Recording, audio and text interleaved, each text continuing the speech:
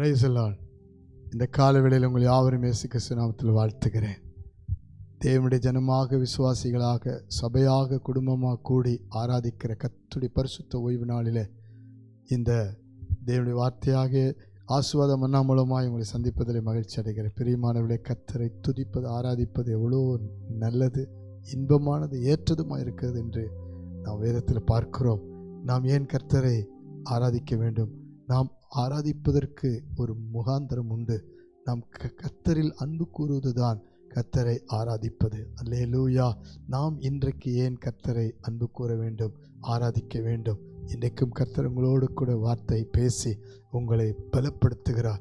சங்கீதங்களின் புஸ்தகம் 18ஆம் சங்கீதம் 1ஆம் வசனத்தை வாசித்து பாருங்கள். என் பலனாகிய கர்த்தாவே, உம்மில் அன்பு கூறுவேன். அல்லேலூயா. பலனாகிய கர்த்தாவாக கர்த்தர் தாவீதுக்கு வெளிப்பட்டார். அந்த சங்கீதத்துக்கு முன்பாக ஒரு வார்த்தை இருக்கிறது. தாவீது இந்த பாட்டின் வார்த்தைகளை கர்த்தர் தன்னுடைய எல்லா சத்துருக்களின் கைக்கும் சவுலின் கைக்கும் நீங்களாக்கி விடுவித்த நாளில் பாடினது. அல்லேலூயா சொல்லலாமா? தாவீதுக்கு தேவன் பலனாய் இருந்த நோக்கம் சத்துருவின் கையிலிருந்து விடுவிக்கும்படி. ஆகவே தாவீது சொல்லுகிறார், என் பலனாகிய கர்த்தாவே, உம்மில் அன்பு கூறுவேன். பாடுகிறது, ஆராதிக்கிறது, கர்த்தரை ஸ்தோத்தரிப்பது, நன்றி பலி செலுத்துவது, இது எல்லாமே கர்த்தரில் அன்பு கூறுகிற அடையாளம். கர்த்தருக்காக ஜீவிப்பது, சாட்சியாக இருப்பது, அன்பு கூறுவது. இந்த காலவேளையில் கூட கர்த்தர் நம்மை ரட்சித்திருக்கிறார், நம்மை விடுவித்திருக்கிறார். இன்னும் எத்தனையோ பேரை ஆண்டவர் இன்னும் மீட்டெடுக்க வேண்டும். நாம் கர்த்தரை ஆராதிக்கும் பொழுது, பாடும் பொழுது, துதிக்கும் பொழுது அவர் அன்பு கூறுகிறோம். பிரியமானவர்களே, இப்பொழுதும் நாம் ஆண்டவரை நோக்கி பார்க்க போகிறோம். உங்கள் வாழ்க்கையில் கூட ஒருவேளை நீங்கள் கர்த்தரை ஆராதிக்காமல் இருந்தால், கர்த்தரை ஸ்தோத்திரிக்காமல் தூரமாக இருந்தால், உங்களுக்கு அது பலன் இல்லாமல் போய்விடும். ஆனால் கர்த்தர் நமக்கு பலனாய் இருக்கிறார், விடுதலையாய். அவர் நமக்கு எல்லாவற்றிலும் போதுமானவராய் இருக்கிறார்.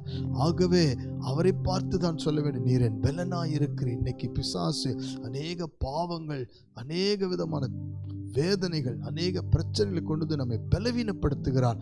ஆனால் கர்த்தரோ நம்மை பலப்படுத்துகிற தேவனாய் இருக்கிறார். நாம் ஆண்டவருக்கு முன்னாடி தாழ்த்த வேண்டும், ஜெபிக்க வேண்டும்.